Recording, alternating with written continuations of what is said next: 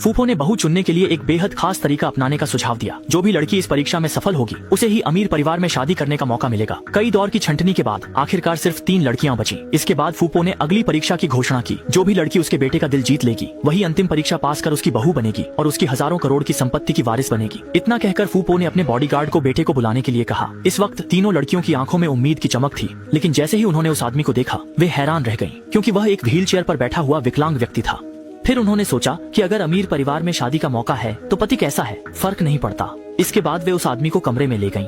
Mary ने मीठी बातें शुरू की। वह कितनी कोमल है और उसके साथ रहकर वह आदमी स्वर्ग में महसूस करेगा। लेकिन उस आदमी को दिलचस्पी नहीं थी। उसने पूछा कि बच्चों के डायपर बदलने के लिए तैयार है। मैरी ने कहा, पैसा है, नौकरानियों से करवा सकते हैं। वह आदमी नाराज हो गया और उसे बाहर जाने को कह दिया। उसे गैर जिम्मेदार लड़की पसंद नहीं थी। मैरी ने हार नहीं मानी। ऐसे दिखाया जैसे वह सफल हो गई हो, ताकि बाकी लड़कियां अंदर जाकर समय बर्बाद न करें। लेकिन लिसा को उस पर भरोसा नहीं था।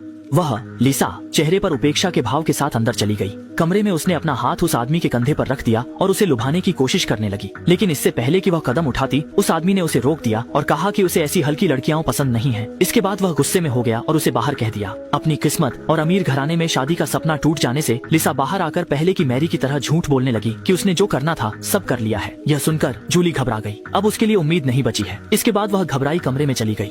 शुरुआत में जूली पहले दोनों की तरह उस आदमी को रिझाने की कोशिश कर रही थी, क्योंकि 1/3 मौका था। लेकिन जैसे ही उसने उस आदमी के शरीर को छुआ, उसे एहसास हुआ कि वह ऐसा कर नहीं सकती। यह देखकर वह आदमी हैरान और उलझन में पड़ गया। उसने जूली से पूछा कि जब वह ऐसा कर नहीं सकती तो प्रतियोगिता में आई क्यों? यह सुनकर जूली को सच्चाई बतानी पड़ी। उसके परिवार के एक सदस्य को दुर्लभ और गंभीर बीमारी हो गई है, जिसके इलाज के लिए लाखों की सर्जरी चाहिए। मजबूरी में वह इस प्रतियोगिता में हिस्सा लेने आई है, क्योंकि सिर्फ अमीर घर में शादी करके ही वह अपने परिवार की जान बचा सकती थी। लेकिन अब उसे एहसास हुआ कि वह किसी अजनबी से शादी करने के लिए तैयार नहीं थी। उसकी ईमानदारी सुनकर वह आदमी बहुत प्रभावित हुआ, इसलिए उसने जूली को कोई परेशानी नहीं दी। देखते ही देखते 9 महीने बीत गए। मैरी और लिसा दोनों गर्भवती थीं। सिर्फ जूली में कोई बदलाव नहीं था। अब परीक्षा का समय आ गया था।